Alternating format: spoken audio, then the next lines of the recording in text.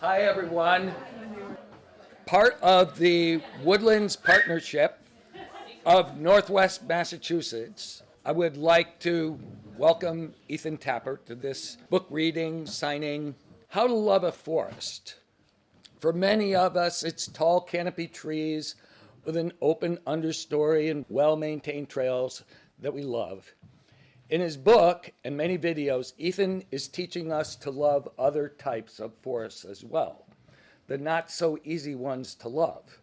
What makes his message so important is that he explains how these forests were cut with only the needs of society's consumption in mind and have almost miraculous abilities to restore their ecological integrity. With a little help from us, a lot of help in some cases, and by help, he means love, our forests can return the favor. I think one of the things about his book that was very impactful to me was how beech trees had been so prominent in the pre-colonial forest as sort of the magnificent climax tree in the forests, and how now, as a result of beech bark disease and climate change and now beech leaf disease, it's been relegated to being a pest. And his description of that, I never thought a beech tree could make me cry, except for, of course, they poke you in the eye with their sharp buds. But aside from that, I didn't think it could make me cry, but it just about made me cry. And it's a really great book. And as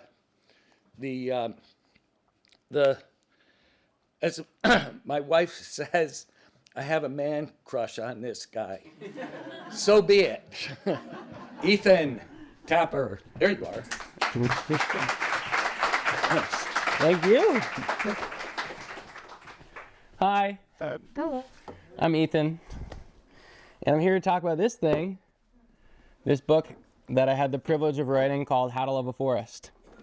It's so surreal to be up here. You guys, this was just has been such a labor of love and something that has consumed so much of my life for such a long time. And it was just published on September 10th. And here we are, and now I get to go share it with all you. So what I say, the tagline of the book that I say all the time, is that this book is a reimagining of forests and other ecosystems and our relationship to them. And the reason why this book exists in the first place is from me working as a forester on public and private lands, working with all different kinds of landowners and all different kinds of forests, and really, entering into a deep relationship with these ecosystems and with the people who care for them, and realizing how consistently we misunderstand these amazing and complex and dynamic systems, and by extension, then what it means to care for them. And so I started writing this book, and I didn't really know what I was doing at first. And I just wanted to write something that was about my understanding of what our relationship with forests could be and what they're all about and what it means to take care of them. And I figured out that the time when my brain works the best for writing, when I'm the most creative and the most productive, is the first hour that I'm awake in the morning, from 5 to 6 a.m. And I wrote from 5 to 6 a.m. every day, pretty much, for 6 years. And it's a funny thing because for those of you who have ever cared for an ecosystem, you know that there's a lot of parallels or have built anything else in this world, I guess. There's a lot of parallels between these two things where, when you really love something and when you really care about something, you end up making all these little gestures. You write for an hour. I work for a day in the woods. And then by themselves, these gestures are completely insignificant. And yet you keep on doing it and it adds up. So what it felt like I was doing with this book And then conversely with my land, Bear Island, which I'll talk about in a second, is like every day I take a little rock and I walk outside my house and I just throw it back there. It doesn't mean anything. And then the next day I do another one, and then I do it again and again and again. And over time, the pile gets big. And that's been my experience with this book. So, what is How to Love a Forest about, really? And why does it exist? So I want to read a section from the introduction of the book, and I'm going to try, because I don't have a microphone, I'm going to try to read it like kind of like this. So I'm projecting. You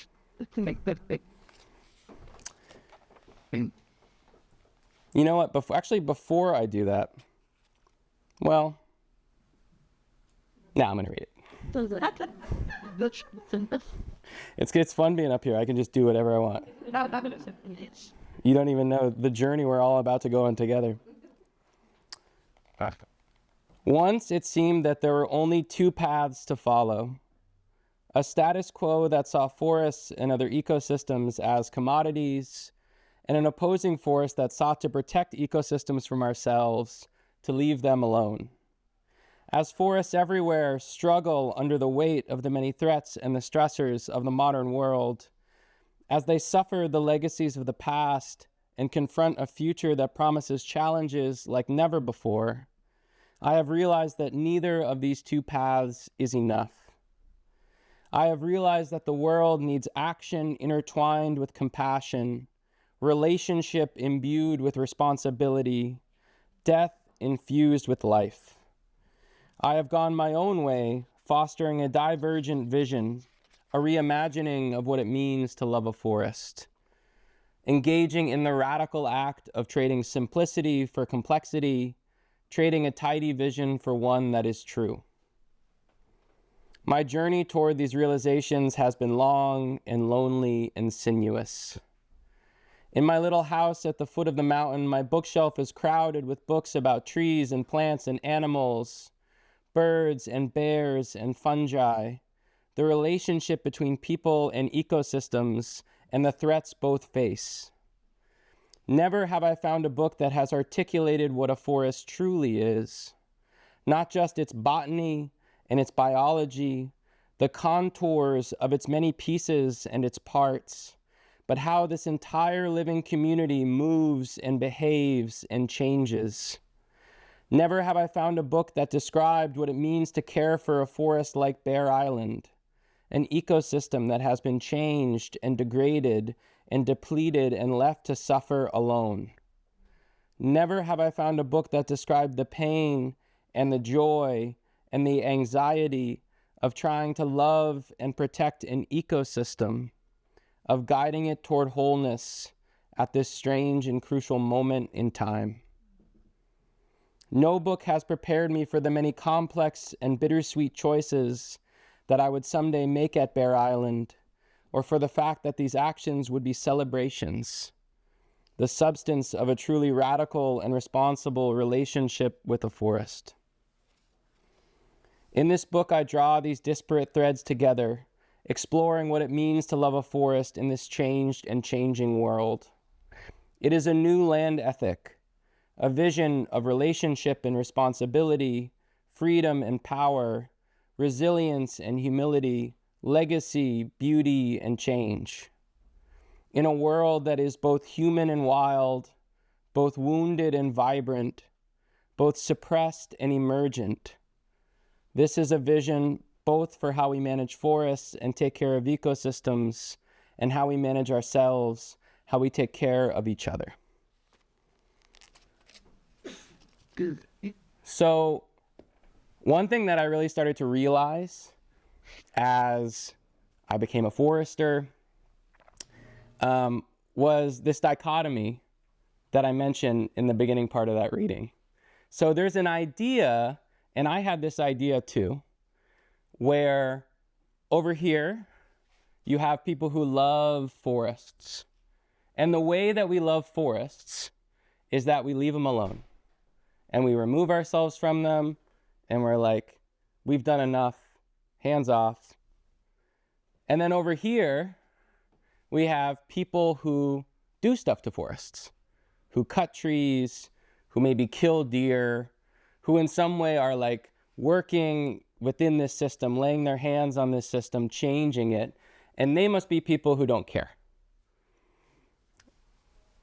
And what I started to realize as I've really started to work with forests is that that dichotomy doesn't really exist.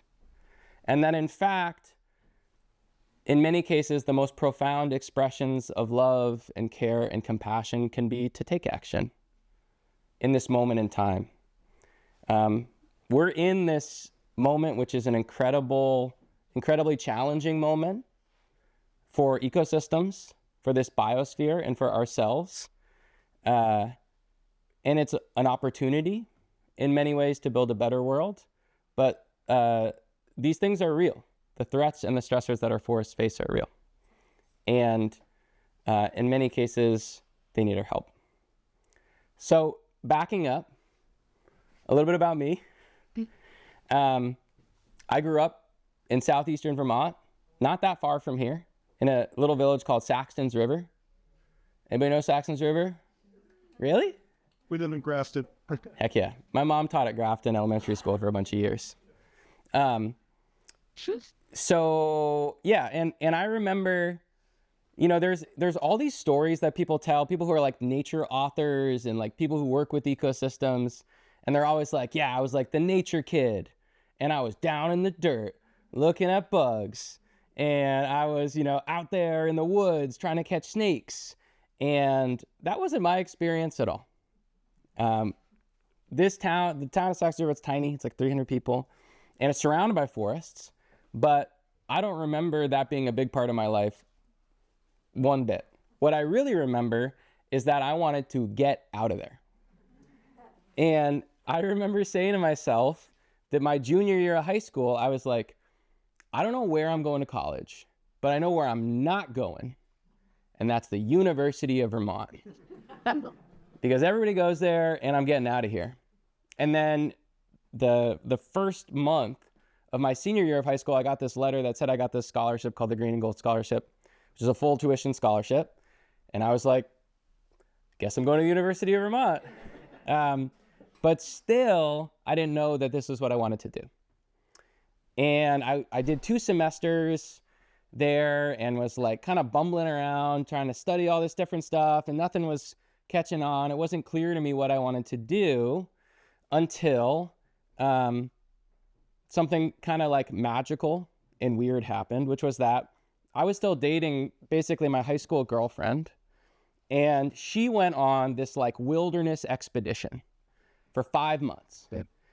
And when she came back, I was finishing up a semester at the University of Vermont, and she came back and she had this like incredibly important, impactful, magical, you know, experience that had changed her. And we weren't connecting because I like hadn't had an experience like that. And I was 18 years old, and I was like, oh my God, we're gonna break up. And so I said, you know what I'm gonna do? I'm gonna go on a wilderness expedition, and this will save everything. And the next one left in 2 weeks, and it was a 6-month-long, partially winter expedition in the woods of Vermont, New Hampshire, where we skied north for 3 months, and then built a canoe and canoe back down. Now, in retrospect, I did this for really no reason. However, I actually remember, like, even like in those 2 weeks before I left, that Deborah was like, I'm over it, I don't want you to go. And I was like, I signed up for that thing. So anyway, so when I got done with that, all I wanted to do was just be in the woods. And so I worked as a wilderness guide. I lived in this uninsulated yurt with this fir bough floor in the woods of Maine on this like primitive homestead for a year. I apprenticed with a draft horse logger. And then I got a letter from the University of Vermont that was like, you got to come back or you're going to lose your scholarship. And I remember sitting on the fir bough floor of my yurt, holding a paper copy of all the majors at the University of Vermont. And I looked at forestry, and I didn't know what it was, but I knew it had the word forest in it. And so I was like, I'm going to do that. True story. And forestry is an amazing thing to study.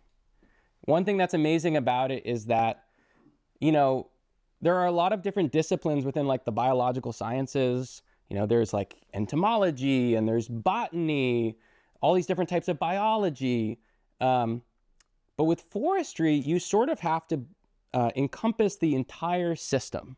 So you have to know a little bit about all that stuff, because ultimately your job is not to take care of like one little piece or part of that system, it's to take care of the whole thing. And so you have to know about soils and water and wildlife and birds and fungi and all these different pieces and parts that together comprise this community. And you get to see how they all fit together and how they move and how they change and all these really amazing things about them. And the other thing that's amazing about forestry, and that's completely unique, is that it's a discipline of action. So if you want someone to like tell you what every single little plant is that's on your land, you call like a botanist. Or if you want someone to like really refine all of the natural communities and all the pieces and parts that make up your forest, you call an ecologist. But if you want to do something about it, you call a forester. And I think what that training has given me, or that sort of mindset has given me, is just this idea that we fundamentally do not have to be bystanders in this world, that we can actually be a part of these ecosystems in a way that can be generative and regenerative and positive, that we can do stuff in these forests that can be really, really important. So then after school, after I graduated from forestry school, I took a job actually on some pretty like industrial timberlands in the Adirondacks, and then working for a small consulting forestry company in Montpelier, Vermont. And then I got this job as the Chittenden County Forester. So in Vermont, we call them county foresters. What do you call them here? Service foresters. So basically, a service forester is just someone who is a resource to the public, who advises folks about how to manage their land better. You have in Massachusetts, we have in every state in New England. And that was really neat because I got to do a lot of work like engaging with the public about forests and about forestry. And again, seeing how consistently there were these like really stubborn misunderstandings that we have about forests and what it means to care for them. So one of the first big misunderstandings is that, I think that this might just be universally true for all human beings. I've walked in the woods with thousands of people. Is this idea of like what a healthy forest is supposed to look like? I think that if any of us walked into a forest right now and it was big, evenly spaced trees, and there was nothing growing in the understory, and it was just clear and you could see through it, and there was no dead wood on the ground, and there was no dead standing trees, and it was just like a cathedral, every one of us would be like, yes. And if you feel that way, it's because everybody does. And it seems to be this really innate vision of what a healthy forest actually looks like that has nothing to do with forest ecology and has everything to do with us. Good. There's actually some research to suggest, do you know E.O. Wilson? That's the best response to that question I've had on this whole thing. My guy, E.O. Wilson, myrmecologist, ant scientist. We're also connected because we're both cyclopses. We're both blind in one eye. Like all of the best of us, right? And so he actually has collated a bunch of research that suggests that may be an evolutionary bias, that in fact our species evolved in these savanna-like ecosystems for tens of millions of years, and that in some way, instinctively, we may be like gravitating toward our habitat, just like any other creature on Earth does. toward these savanna-like forests. Whatever the reason, isn't it funny that our vision, our instinctive, intuitive vision of what a healthy forest looks like is almost the opposite of what it really looks like? Sucks. You know? It would be so much easier if we would just know off the top of our head what that looks like. But as a result, we have all these like misunderstandings and misconceptions about what forests are even supposed to look like because it's not intuitive. So when we look at like our remnant old growth forests, and this is a little bit different for like here in Massachusetts, there are some fire adapted ecosystems that look really different as a result of that thousands of years of especially like fires set by indigenous peoples here. But on a lot of our forests, what they look like is not that cathedral, but they look like some big trees, but not a lot, maybe like 10 to 12 big trees per acre. They are equally defined by many different sizes and ages of trees. What we call in the ecological parlance, structural diversity or structural complexity. What I increasingly call multi-generationality. Many different generations of trees. So some big old trees, but also many different generations of trees. They are equally defined by dead wood on the ground, which is, by the way, forest fact, trees have been dying as long as they've been alive. And in fact, that process, what I call the profound and beautiful process of tree mortality, from an ecological perspective, arguably as vital as the life of trees. Yeah, good. So anyway, so we have this like sort of incomplete vision of what forests are supposed to look like. I should also say that this all gets mixed up with this thing called shifting baseline syndrome. Shifting baseline syndrome is where we assume that whatever we're used to is normal. And as a result, I'm going to talk a little bit more about this in a second, but we also have this incredible history of really intensive land use on our landscape that has created forests that look much more like that idealized vision. A single generation of trees, haven't had time to develop that multi-generationality, that dead wood on the ground, any of those other attributes that defined forests on this landscape for thousands of years. They haven't had time to develop that stuff. And so when you walk in a forest now, you have a sense for like, oh, this is a forest that's normal. When in fact, in an ecological or in a evolutionary context, it is completely abnormal. And it has very little to do with the forests that have been on this landscape for millennia. So in the first chapter of my book, which is about reimagining forests, I'm working in the orchard, and I'm juxtaposing the neat and orderly and tidy orchard with the wild forest around it. A group of chickadees visits me, flitting from fence to fence. I pause to watch their circus. As my pruning shears quiet, I hear nuthatches and dark-eyed juncos, the pounding of a pileated woodpecker on an aspen. As I have learned to recognize more of the forest birds, a cacophony has become a chorus. Each species of bird calls its own name. Each touches the forest in a different way, each finding habitat within different pieces and parts of this living community. Each is unique. A decade ago, I looked into the forest and saw faceless trees, each like the others.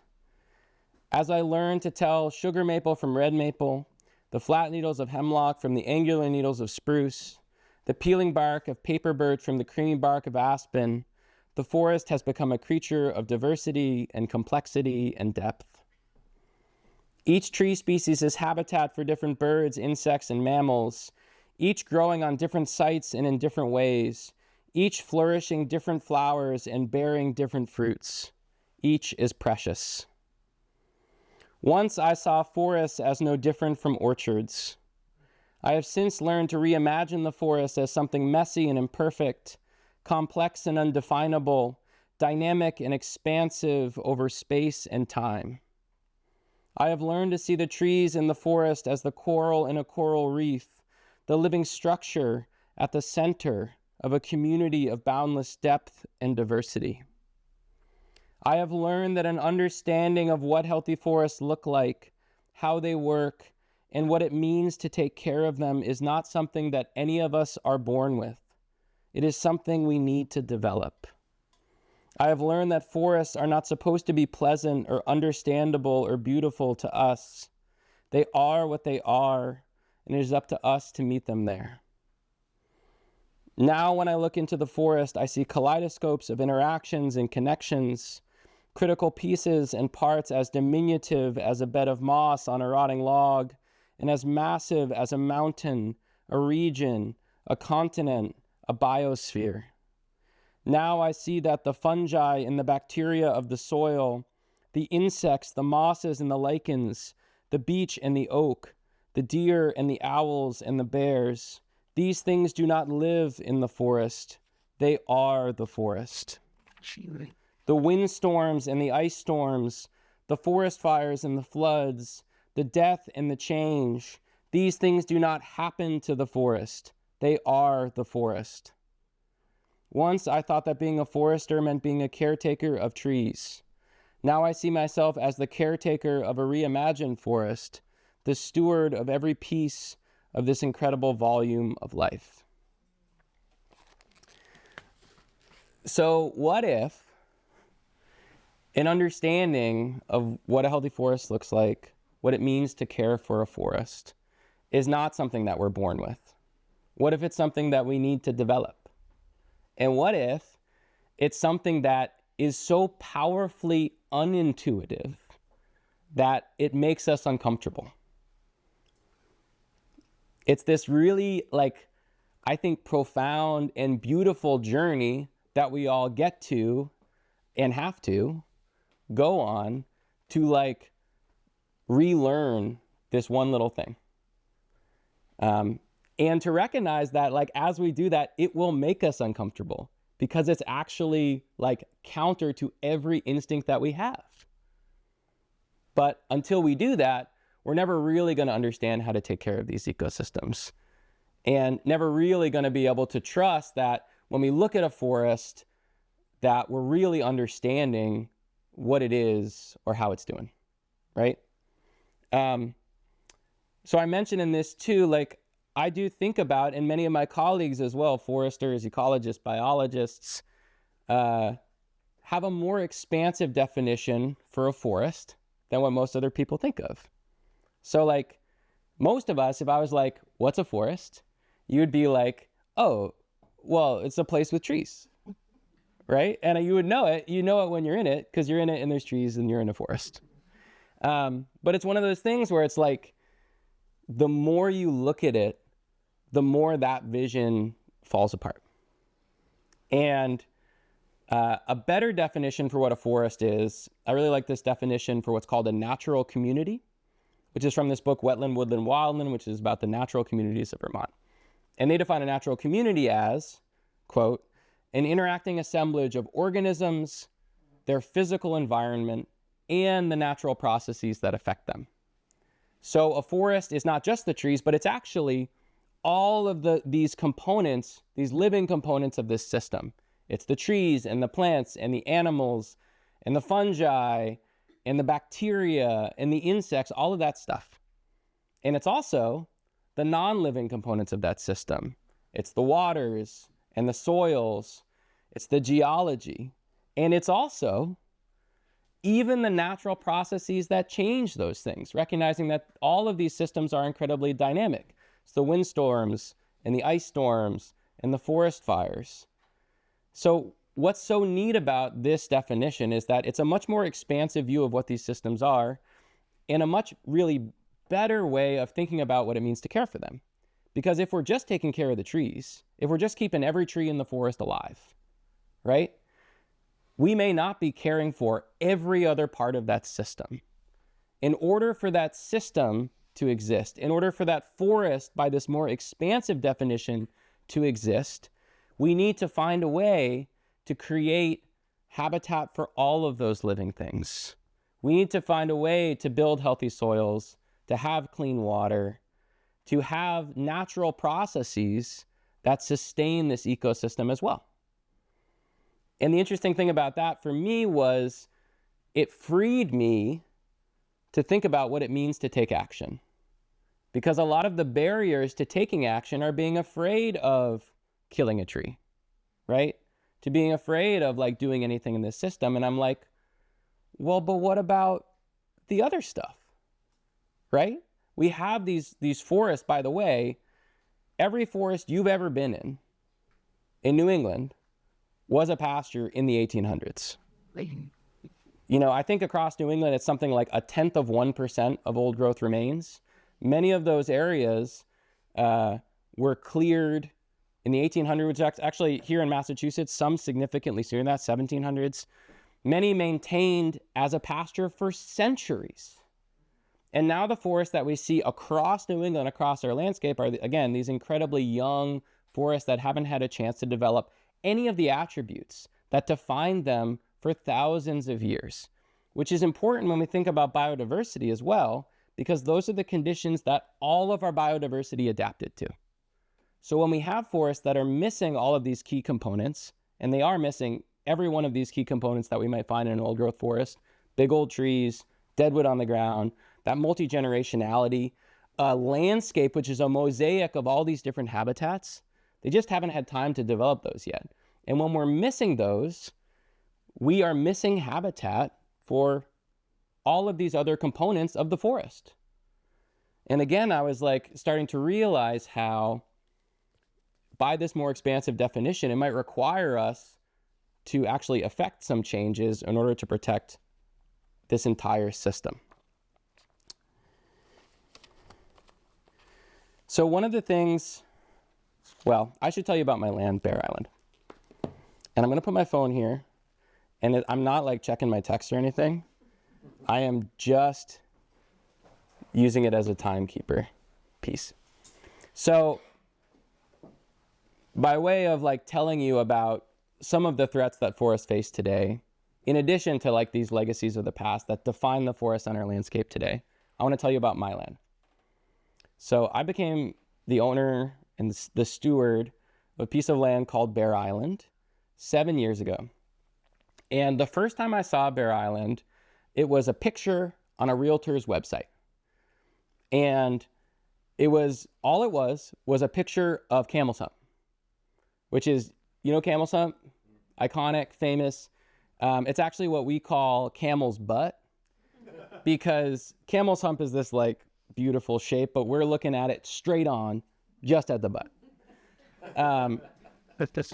So there was just this picture, and it was like pretty cheap for where we are. And I was like, I don't know, what's wrong with it?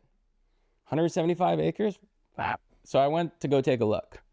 The first thing that I found was driving up the road onto the land. The road was completely washed out. It was like a ravine. And I was straddling it with both wheels of the truck, rolled up onto the landing, covered in trash, busted pieces of equipment, household trash, cables and hoses and buckets, with this network of skid trails, logging trails, with deep ruts going off in every direction. It was not a very good way to start. But I was like, you know, I'm here, I'll take a walk. And so I started walking. It's incredibly steep. I was picking ticks off myself, walking, and feeling like something was wrong. And I walked for like about an hour before I realized what it was. And the thing that was wrong was that the entire time that I've been walking, I hadn't seen a healthy tree. And as soon as I realized that, it was pretty jarring. And I was like, where are they? And what I later learned was that property owned by a timber company and unsupervised by a forester or anything like that, they had just told loggers to go cut every tree bigger than 10 inches in diameter, which is like that big. This is a process called diameter limit cutting, which is an unethical method of, it's really not forest management at all. It's more like mining. Nested within another unethical practice that we call high grading. High grading is the practice of just going in the forest and you take all the most valuable trees, which are usually the healthiest trees, and you leave all the least valuable, less healthy trees behind. And what I liken this to is it would be like if you, in the middle of summer, went into your garden and you weeded out all the vegetables. It's like the inverse of anything that any like rational or reasonable or compassionate person would do. You know, reverse forest management, where instead of like helping the healthiest trees in the forest by cutting less healthy trees that are competing with them, you do the exact opposite. There's actually an argument to be made that it would have been a greater kindness to this forest to just cut all the trees, because then at least a new generation could have established that would have a chance to be healthy. But as it was, all the unhealthy trees just closed their crowns, and there we were. I was also struggling with, as Dickon mentioned, something called beech bark disease, which totally changed the role of beech in the system and created these monocultures of diseased trees with no chance of being healthy that would just continue to clone themselves and die and clone themselves and die and clone themselves and die forever. I also noticed pretty heavy impacts of deer overpopulation, as I know you have here as well. I slid over these cliffs that bisect the property from east to west, right down into a 30-acre infestation of a non-native invasive plant called Japanese barberry. This tall, pure. No native regeneration, no native plants in the understory. And so I was like pushing through that and got back to my truck and I said, screw this place. I'm out of here. And I left. And then sure enough though, you know, started to think about it and think about it over the following months and started to think about like, was that land actually hopeless? And, you know, the more I started to think about it, the more I started to see it in a little bit of a better light. And then when I went back the next time, I started finding all of these amazing little beacons of hope. I started finding that there were some healthy trees there, after all, just so completely hidden behind these masses of unhealthy trees. I started finding all these plants that I love, like sweet fern and maple leaf viburnum and pink corydalis and columbine. I started finding these rock outcrops coated in reindeer moss with these sweeping views of the Winooski River Valley. And I was like, this is it. I'm going to do this. And I remember having this ridiculous conversation with my former boss who sold forest land real estate, who I was like, there's this piece of land and I want to buy it. And how do I make an offer? And how much should I offer? And he was like, well, does it have any timber on it? And I was like, no. And he said, does it have any real estate potential? No. Is the access good? No. Could it be a sugar bush? No. And we just like kept on going. And eventually he said, Ethan, this place sounds terrible. Just offer them nothing and don't be afraid of hurting their feelings. So that's how I became the owner of Bear Island. So one of the interesting things about Bear Island is that, you know, going back to that dichotomy where like over here, people who love forests and we're just like, let nature do its thing. Over here, the people who the perception is like they're doing stuff in forests, so they must not care. It's one thing to have this idea that like nature is going to solve all of our problems and that all forests left to their own devices are going to just like realign and heal themselves and they're going to be just fine. And it's quite another thing when you're actually become the steward of a piece of land like Bear Island. And I had to ask myself if it would be a greater kindness to this land, to its biodiversity, to its ecology, to its future, to leave it alone, or to do absolutely everything in my power to help it heal. And, you know, a lot of the things that I ended up doing on Bear Island to help it heal were not things that I ever thought, you know, when I was like working as a wilderness guide, you know, in that yurt, kneeling on that fir bough floor, that I would ever be doing, or that could ever be in service of what it meant to love a forest. Interestingly, like 30 years ago, you know, loggers using probably like timberjack skidders, with cable skidders, which is a type of logging equipment, timberjack cable skidders from like the 70s and the 80s, and chainsaws degraded my land and created problems that I'm going to spend the rest of my life fixing.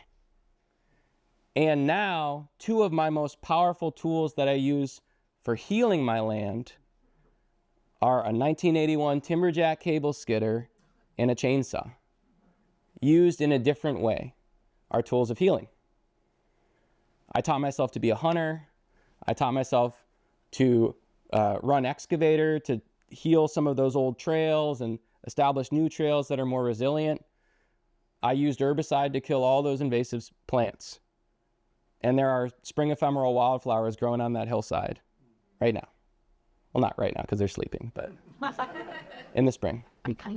And you know, it's one of these things where this book is, you know, I say that it's like a love story, really, because it's like any great love story. You know, it's not easy to do these things. It's not easy to recognize that, like, maybe as uncomfortable as it makes us, these ecosystems might need help. And that maybe as uncomfortable as it makes us, we may have to use some of these tools that we don't want to use in order to help them heal. You know, and I think that the best analogy that I can think of is like, if you had a child, and if your child was sick, and they needed some kind of medicine or some kind of treatment that you didn't agree with, or that you didn't want to do, wouldn't you do it anyway? Wouldn't you do absolutely everything in your power to make sure that your child could be healthy again? And I don't know why in this world we don't tend to afford ecosystems that same level of dignity. I think that there is so much that ecosystems give us. I mean, so another forest fact. Want to hear another forest fact? What's that? Forest fact. Did you know that we like literally can't live without ecosystems? That like objectively, functionally, we cannot exist without ecosystems. And still, you know, the status quo, right, is that we just take from them, and it's this one-way relationship, that there's no reciprocity there. And then even when we reject that mindset, we have this other relationship, which is that we have so much baggage from all the people over here that have been just like abusing and degrading these ecosystems, that we go totally the other way, and we're just like, whoa, whoa, whoa, like, we can't do anything. When in fact, these forests in this moment are when they need us the most of all. I want to have time to answer some questions, but I just want to do one last reading from the book, which is important to me. Because here's the other thing. As I'm working on lands that I manage, that other people own, and on Bear Island, one thing I was realizing is, like, we have this idea, I think, that our job is like to bail out the boat. Like, let's just keep the boat afloat. We're just bailing out the boat. We're just trying to keep this world from like getting any worse than it is right now. And I'm not interested in doing that at all. One thing I was realizing is, as I'm like helping land heal, helping these forests, as I often do, like using forest management as a tool to help them recover from the wounds of the past and be more like those old growth forests and have more of those conditions that forests on our landscape have had for thousands of years and that are critical to our biodiversity in the midst of a biodiversity crisis. As I deal with this non-native invasive plant, so that literally trillions of organisms of thousands of different species that have been here for millennia can be here again.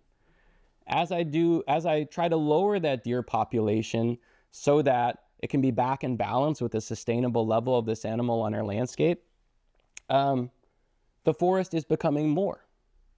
It's like the weirdest thing. I say that forests defy the laws of physics because you can take something away and they become more. Isn't that weird? You can cut a tree and it can become more. And they just do. It's amazing. And so I don't think that our goal should be like keeping this world from collapsing and being any worse than it is right now. I think that our goal should be building a world that is so abundant and so full of life that it'll be unlike anything we've ever seen before. And then after this, I'll take some questions if you have them. The storm clouds stamp their feet. They are corralled along the shifting path of the big river, thundering between the walls of the broad valley. The clouds move west, driven like cattle toward the mountains. As empty as it often feels, there is something beautiful about a life lived in the aftermath. Here, in the junkyard of the Anthropocene, we hold the fate of the world, all of its ecosystems, all of its peoples in our hands. In this moment, we can allow this biosphere, our home, to sink further into dysfunction and disarray, or we can make the radical and bittersweet decisions necessary to choose a different path. Inside of this catalyzing moment, we have the opportunity to reimagine our relationship to ecosystems and our relationship to each other, to redefine what we are and what is precious to us. As empty as they often feel, there is something beautiful about a landscape of forests that are just a fraction of their true potential. The forests of our lives are still only at the beginning of their journeys. They may yet become diverse and complex, rich with legacies, ancient again. With our help, these forests may rediscover a capacity for life beyond imagining, an abundance that this world has not known for generations. I pick up another acorn, another product of thousands of years of adaptation and change, another precious thing chained to the legacies of the past and hurtling toward an uncertain future. Perhaps it is doomed. Perhaps it contains endless possibilities. Humidity cloaks the land, drawing tiny round beads of sweat from my skin. For a moment, the mountain is cast in golden light. It smells sharp and strong. As I touch another acorn, a raindrop strikes the back of my hand, rolling between the small bones of my fingers. Suddenly, droplets are stippling the soil like falling stars, throwing up little clouds of dust. I have nowhere to be, and so I kneel, watching the water run around the stumps and the upturned leaves, drawing spider webs on the earth. Someday I will tell my children that the caves in the talus above are a womb, the origin of all the black bears on the mountain, and that the springs in the big bowl are the source of all of its waters. Someday I will walk these trails with my children and teach them to reimagine forests as communities of complexity and depth and expansiveness, communities that are fated to change, to celebrate both the miracle of life and the miracle of death. Someday I will kneel beside these stumps, a young forest blooming around me, and teach my children the imperfect truth of what it means to love a forest. Someday I will teach my children that this world is not ours to hold, but that we hold it anyway. That each of us is a steward for one brief and precious moment in time. In our short lives, we must learn to pair power and freedom with humility, to embody relationship and responsibility, even when it breaks our hearts. Someday I will teach my children that, despite everything, we are destined to thrive, that we are destined to live in a world that is beautiful. In the years to come, the traces of this moment will fade. The empty patch cut will have become a diverse young forest, the stumps softening and mixing with those of the oaks cut decades ago. I will walk through this young forest and remember this autumn day when my hands were young. I will remember that each tall, perfect oak was once an acorn between my fingertips, that this forest is a child of responsibility, something that we could only have embodied together. No one but me will ever truly know the pieces of myself that I have left on this mountain, the labor of love that being the steward of this land has been. I will know, and that is enough. We owe too much to the future to be imprisoned by the past. As the storm passes over me, I am grateful to be anything at all, grateful to be alive at a time when there is so much worth saving. I want to live in a world that will arise from this moment, the world built by people who are brave and humble and resilient, who make countless bittersweet compromises, who live their lives with the dream of a better world burning in their chests. I want to live in a world that will be created by people planting acorns in the rain. Sometimes this life feels like autumn, the exhausted end of a boundless summer. Today I choose to live in a world in which spring is just breaking, impossible and inevitable, a world that is just awakening, just beginning to discover what it truly is. I look toward the broken ridge of the mountain and feel a powerful nostalgia, not for the past, but for the future. High above the storm, the light is swelling, calling everything upward toward a world that is just beginning. Thank you.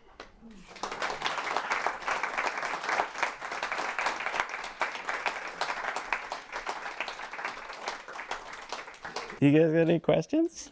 As you're talking about, for instance, beech trees or whatever. Okay, so I think, for instance, we have a couple of old, beautiful beech trees dying and all their little clone babies underneath. So one of them's down, and I'm going, well, if I kill all the little babies, how do you get a healthy beech tree back there? Because isn't any other beech tree going to get that disease anyway?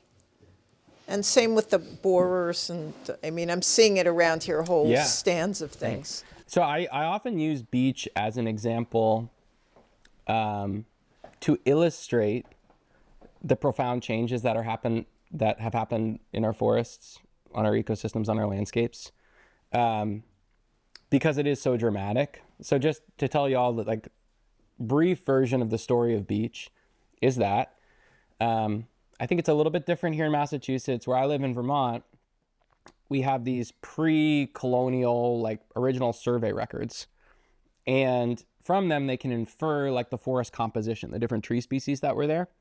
Where I live, beech was by far the most common tree species, as it was in the state of Vermont. It was 60% of all the trees. That's right.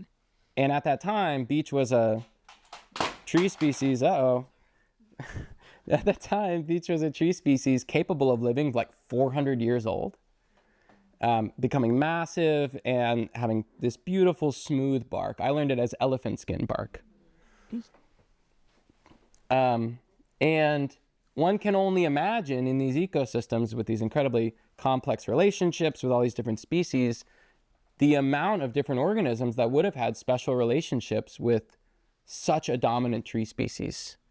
You know, what we think about beech trees is for specifically, like they produce beech nuts, right? That are really special to black bears, but also to all kinds of other things.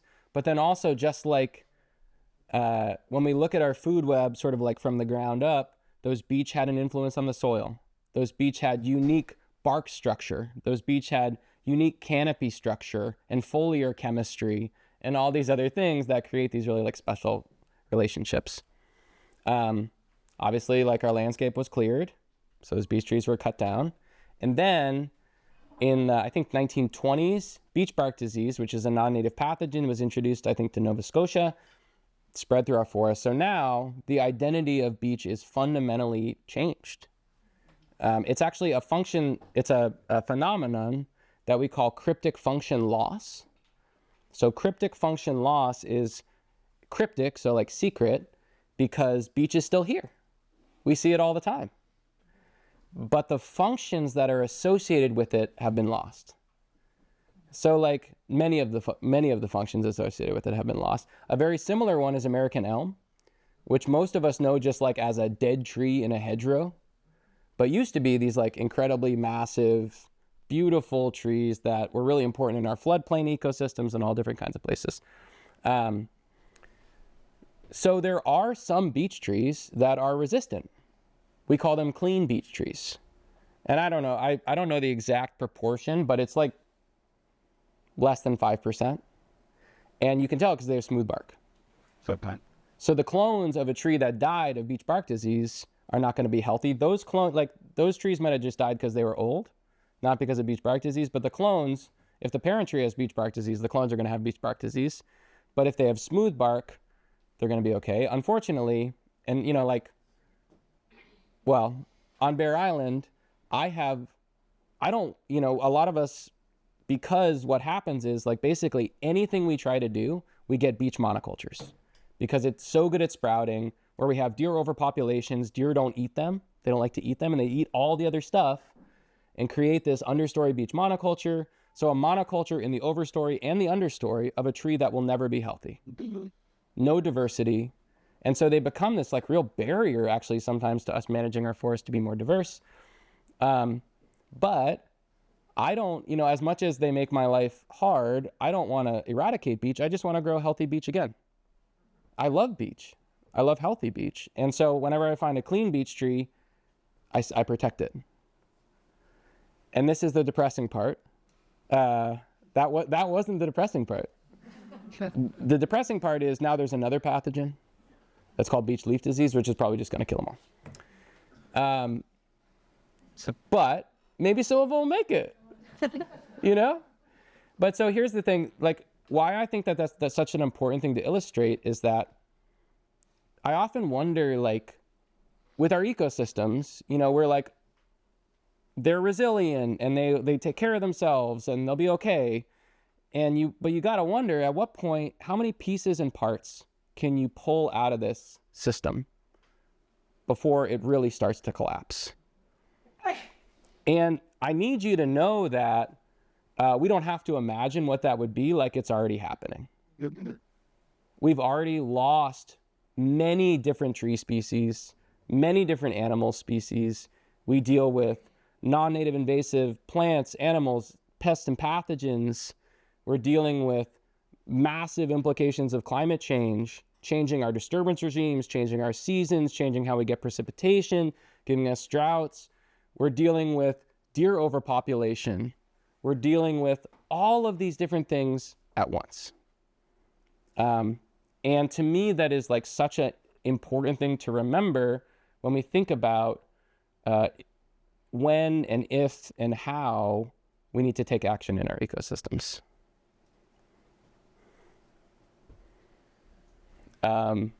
Who's got the mic? Kate's got the mic. Does anyone else have a question? Yeah, we got one up here.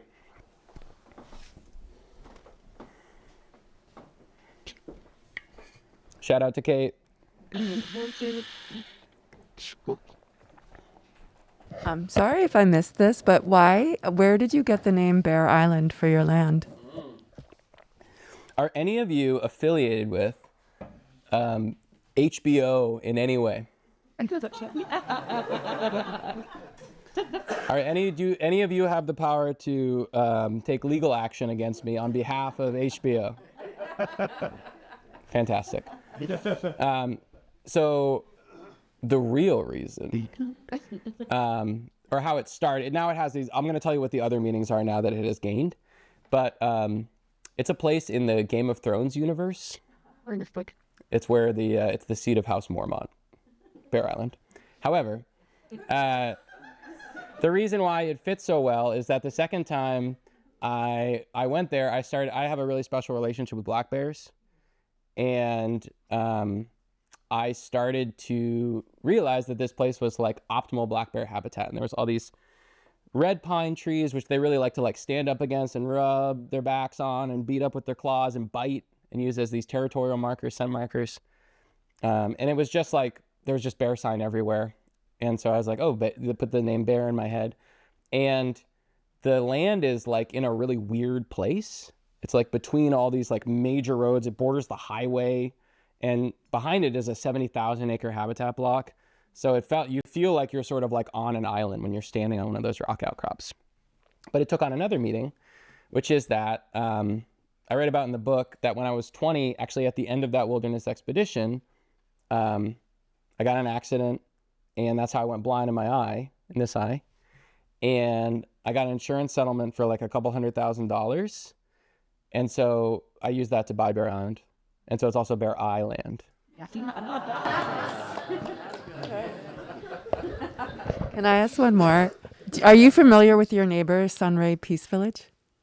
With who? Your neighbor in Lincoln, Vermont, Sunray Peace Village. No, I don't know them. I was just there. It's beautiful.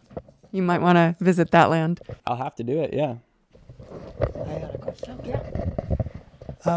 Yeah, so my question is, when you're developing interventions to help the land, is it all strategy and know-how and technique, or is there an intuitive, instinctual element to it as well?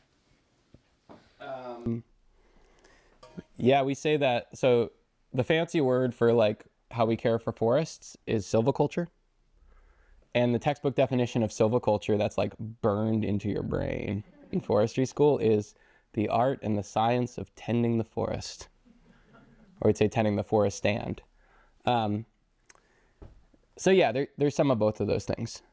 So one of the things that's interesting is that like, I really think that one of the biggest barriers to us doing stuff in these ecosystems is being like letting the perfect be the enemy of the good, where we're so worried about doing any little thing wrong and any little bit of uncertainty that we just do nothing. And so there's a whole chapter in the book about humility. And I think that that's like one of the most important qualities that we can have as forest stewards, and in a bunch of different ways, like the humility to understand that we rely on ecosystems, that we need them, right? As powerful as we are, as powerful as our technology has become, we are still dependent on ecosystems for every breath, for every moment in our lives, for everything that we know.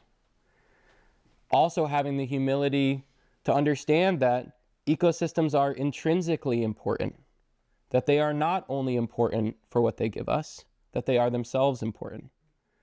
Having the humility to understand that we may never fully understand these ecosystems. And then having the humility to understand that as uncomfortable as it makes us, we got to do stuff anyway. And having the humility to understand that we're going to step into uncertainty. Sometimes we're going to be wrong. And that doesn't mean that the work that we do is not valuable. So the two words that always come together, it's like humility and courage. And we have to have a lot of both of those at the same time. So when we're thinking about what we do, we have to be constantly drawing from the research, our understanding from our amazing scientific community, which is evolving about the way that these ecosystems work. And then also I think it really helps to have a relationship with the forest. And like for me to be operating with like the art side of that art and science as well. And then it's important that this process is iterative so that we are adapting all the time. We got this one. I'm trying to drink out of this straw and it's like really loud, so I've been trying to like find a way. And I have a mic that's right here. At least I look so cool when I do it. If it didn't look so cool, it wouldn't even be worth it.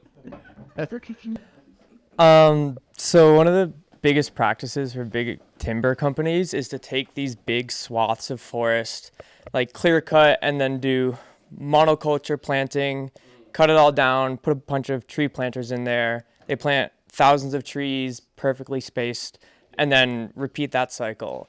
Like when the forest isn't up, it's a moonscape, and when it is up, it's a desolate with trees. I'm wondering, like, realistically, short-term future, we're still a very consumerist society. Do you think it's valuable to have those monoculture plots almost as like sacrificing those spaces in order to really emphasize other, like health in our other forests, or do you think that practice is objectively negative and we can currently like fulfill our timber needs only with sustainable cutting? Whoa. So I had a really interesting experience where I went out west, and I was driving up through the redwoods through California, and then as soon as I hit the Oregon border, like the only type of forest management that I saw was 120 acre clear cuts, and monoculture plantations cut on 40-year rotations. And I like posted something about it on my Instagram, and then all these foresters who follow me from out west were like, "What?" Yeah. and had a nuanced discussion about it. But here is something that is true, which is that, like, the whole other thing that I haven't even really talked about is that, did you know that, like, we can do commercial forest management at scale, and we can do, create forests that are more resilient and protect our biodiversity and create forests which are more like old growth forests and produce a local renewable resource all at the same time? It's like the best thing imaginable. But what those foresters from out west say is that the fact that we're producing wood at this level allows you guys out east to do your fussy little ecological forestry, and they're right. And it's important, by the way. I know that a lot of times in the discourse, like, people conflate that kind of like ultra industrial forest management with the work that we do here. And they are as different as like industrial agriculture is to local organic agriculture. And so if you were to like go to a GMO soybean field in, I don't know, like Iowa or something, would you be like, yeah, we need to abolish agriculture? No, you'd be like, how can we do this in a way that's better? And how do we do it in a way that like sustains our benefits and benefits our environment in a better way that's more responsible, whatever. And it's the same with forest management. Those two things are not the same. But there's this concept called the triad. And so the triad is that on our landscape, and there's a lot of nuance within this, we have those like industrial managed, we call them production forests. We have what I would call family forests, which are forests that are managed for a variety of different benefits, but managed in some way. And then we have unmanaged reserves. And in order to achieve all of our like societal and resource needs, we need to have all three of these probably. And the interesting thing is that they're also in relationship with each other. So like, if you want less industrial forests, and by the way, we can do that. We can do industrial forestry better. That's also like, they're like, this is the only way we can do it, and it's not true. And we can absolutely do that better. But like, if we want less of that, we need also to have less unmanaged reserves. If you want more unmanaged reserves, you need more production forests. So like, of all three of those, the only one of them that I think is like really amazing and is like a reflection of a true relationship with an ecosystem is like what we do here, which is neither managing these forests as commodities nor being like hands off. But ultimately we're going to have all of those things. But the fact that we need those industrial forests doesn't mean that like none of that they're immune to reform. Like I was like, what would make this 120 acre clear cut so much better is like leave some retention in the clear cut, plant more than one species, maybe consider a stream buffer. We don't need to just like totally be in service of like achieving those resource objectives. We don't need to just be like, have to accept whatever is given to us. But I do think that like, I would love to see the majority of our landscape in those sort of like family forests, that middle zone, where they're producing those resources that we need, but then also managing for biodiversity and ecological integrity and wildlife habitat and recreation and water and, all of these things that most folks are doing anyway. I do have like a teeny tiny little reading about that I just want to pop in your brain. I have no idea how much time we have. I don't know how long we're supposed to go. It's 8:15. Whatever. I'm in charge. You guys like vocab? Learning new words. My favorite forestry vocab word is the word for the structure that a fir needle attaches to a twig with. It's called a suborbicular leaf cushion. Here's another vocab word for you. Forests are socio-ecological systems. Our lives are forever stitched into the green flesh of the biosphere.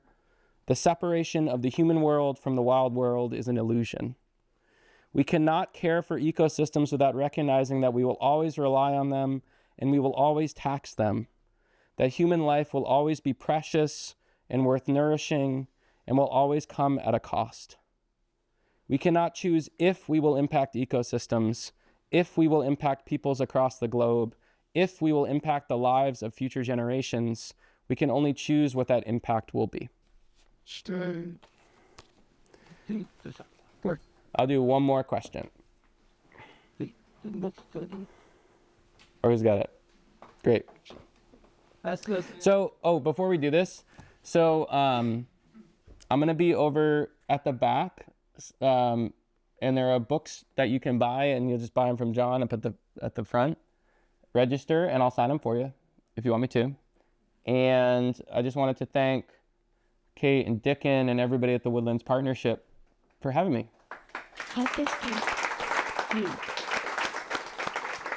I'd just like to thank you, Ethan, for both writing that book and presenting it to us. I think we're really lucky to have you. Thank you so much. Thank you. I should have done that at the end. But I promised, you got a question for me? I promised to answer another question. Well, Oh, and actually, I got to do one thing before, too. Okay. Should I do a picture or a video? Do you ever ask consent? Do I have everyone's consent? Okay, I'll do a video. Okay, everybody say hi. Okay, now I'm ready. oh, not to try to be the last say here, but I was just thinking back to an email exchange I had with our forester in Vermont, Andrew Morrison, who he said, what was it, late June, when our property was hit pretty aggressively with beech leaf disease, and just like overnight. By mid-July, 50% of our beech trees were completely defoliated. And I remember like, it was a new thing. I know it's a new thing to the Northeast in general, or Vermont. And I was so disheartened. And I was just talking to him about it. And I was like, there's so much going on between the beech leaf disease and the emerald ash borer. And we have some maple that are dealing with some fungal infections and other things that, and he was just reiterating how disheartening of a, not to generalize, but disheartening of a career in a time that it can be to be in forestry. And I guess as someone, speaking for myself, that if I were to ever perform a radical 180-degree career change, I could see forestry as pretty high on that list. How do you find the moments of hope or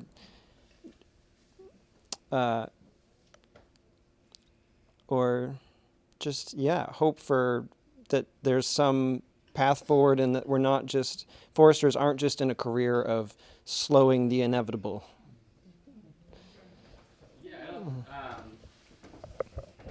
So I actually had this remarkable experience, transformation on Bear Island, where really like that first experience that I had was that Bear Island was like a symbol for everything that was wrong with the world. It had every problem that a forest could have. And I was like, this perfect symbol for this moment in time when basically, and this is true, basically every forest I walk into is degraded and needs help. And I like did a lot of stuff, and not every moment of that was like super fun and super hopeful. And Nava can attest that there were some very frustrating moments in there as well. Called it learning. A lot of learning today. But what I've seen is like a transformation that it makes me feel hopeful. And actually I have the experience. So I had this experience like walking through the forest, no healthy trees. I walk through that same forest with colleagues now, and they're like, this is a nice, healthy forest. And that's what 7 years. Truly. It's absolutely. Pace of working is not. Yeah. Am I a work maniac? Yes. Do I have little regard for like my safety or my own mental health? Like, do I get into a weird trance where I don't drink any water for 10 hours? Absolutely. But the purpose is but my point is that I think that once we start actually using the tools that are at our disposal, which by the way already exist. We don't have to wait for somebody in a lab coat on, to create some new invention. These tools already exist, and we just have to be willing to use them. And once we start doing that, and once we start taking action, I think what we'll see is that it is actually incredibly hopeful. And we can't, it's gonna keep coming. And you just have to know that this is, I think, a really good lesson that forests have to teach us about our own lives, is that they are just a process. And the process is the thing. And it's like things keep on coming, and things change, and some new pathogen shows up, and we just adapt, and that's the process. But I do think I mean this. I believe this, that this moment is an opportunity. And if we're willing to do this stuff, we don't have to be helpless, that we can actually be incredibly hopeful. Thanks.